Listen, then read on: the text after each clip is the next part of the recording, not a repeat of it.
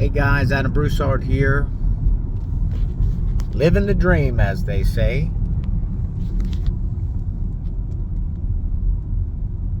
Today I got to visit with a buddy of mine and had a conversation with him about work. And, I always resort back to life experiences when I share things that I go through currently, because I reach back to the past. And the story that was brought up once again was our middle child and her life, and how awesome God is, even in the midst of not knowing what's going to happen. And so she was born 6 weeks premature, umbilical cord wrapped around her neck twice. We get to the hospital, my wife goes in labor, and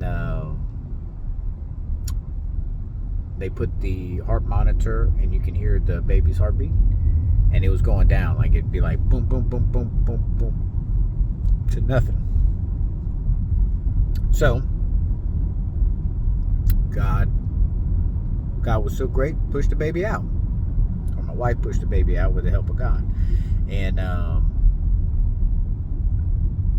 she comes out, a doctor immediately has a pair of scissors, cuts that umbilical cord off. And it still replays in my mind. This was 8 years ago. Long story short, she had to fight to get out. She had to stay in the NICU. And while she was in the NICU, as they listen to their heart and all that kind of stuff, heart murmur comes across. And that's what the doctor thinks. Well, she gets out the NICU. She gets into the PICU after spending a week out of the hospital. And then she gets out the NICU. She gets out for a week. Catches RSV. At this point, she's about a month old. So still not quite at her birth date. Her full-term birth date.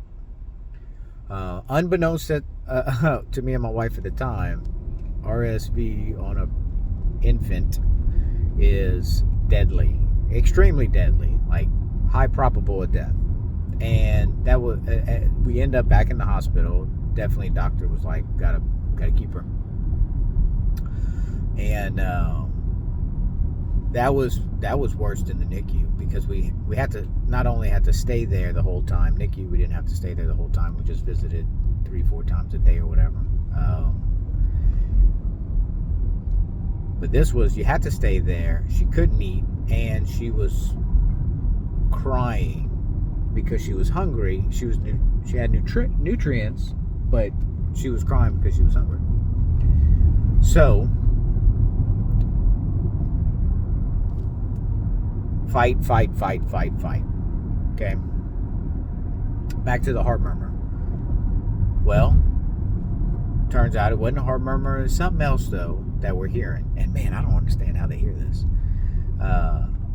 So she needs to get checked out. All right. A little bit of time passes. I don't know exactly when, maybe 1-2 years old. She gets her heart checked out. Says, well, she may have this type of deal where this like vein in her heart is reversed. Can't tell right now. We're only speculating, but as she gets older, we're really going to be able to tell when she gets to be about 8-9 years old. So fast forward, we've gone throughout the years, every 2 years or so, and checked out, and then just kind of okay, checking out. Well, now she's 8 years old, and bing. Yeah, we think she definitely has it, and really the only thing that we can do is heart surgery to fix it. Okay, so all this can seem just like, it's not just seem, it can take the wind out of your sail. Okay, but if you look at it from a different angle, it shows you that God can put you in some circumstances that can allow you to be in some circumstances that you don't know how you're going to get it through. You don't know if you're going to live or die. You don't know if your child's going to live or die. And believe you me, I'm plainly saying something that was very emotional throughout the time. And even considering this, oh man, you know, what's the next step with her is this type of surgery, and which is open heart surgery essentially. And like, I don't want to think about that, you know, but he brought us through to the other side, and this too shall pass. So I have to think about my middle child, because she's had to overcome some odds that the other two did not have to overcome when it comes to health and wellness. And the funny part about it is you can't.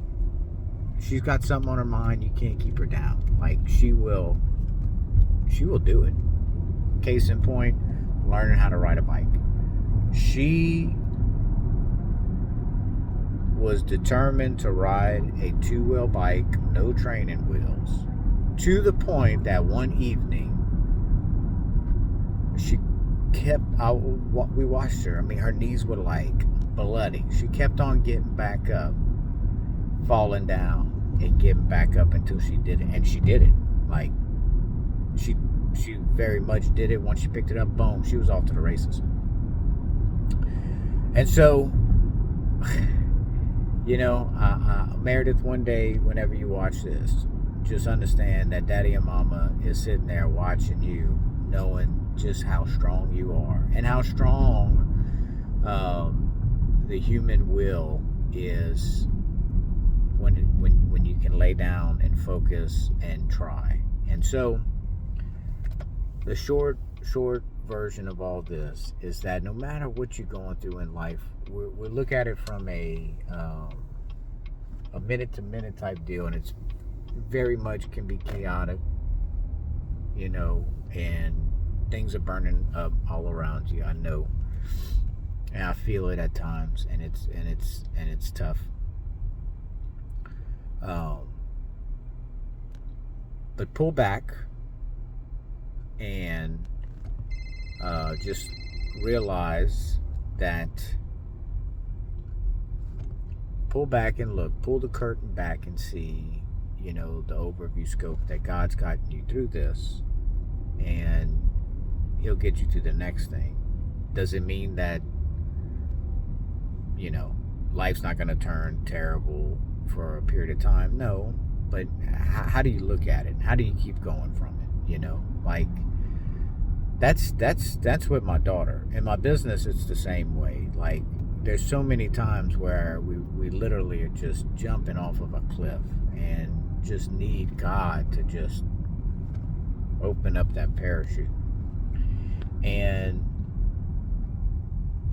sometimes, I mean, the parachute is, there's no parachute, and you're going to get punched in the face, bumps and bruises. Do you get back up?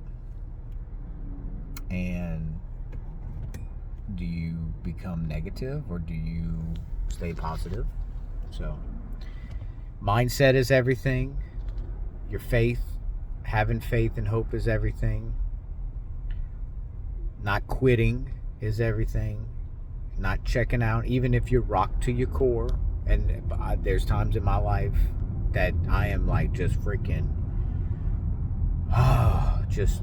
I'm not comfortable in this situation, and I just don't know what to do, except take one foot forward. Just do something. And at nighttime, I do. I work throughout the day on my to-do list, and in the evening times, I'm engaging on social media. I'm shooting this video on my way home right now, you know, and I'm going to do that all the way till 9, 10 o'clock at night, when I can't keep my eyes open anymore. Yes, I will eat dinner when I get home, but I didn't eat at all today. I just worked throughout the whole day. Yes, I will talk to my wife and kids, hug and kisses. They're only interested in daddy for a little while. I'm going to talk with them, make sure they have great days. And then, once that's all done, it's back to the grind. And,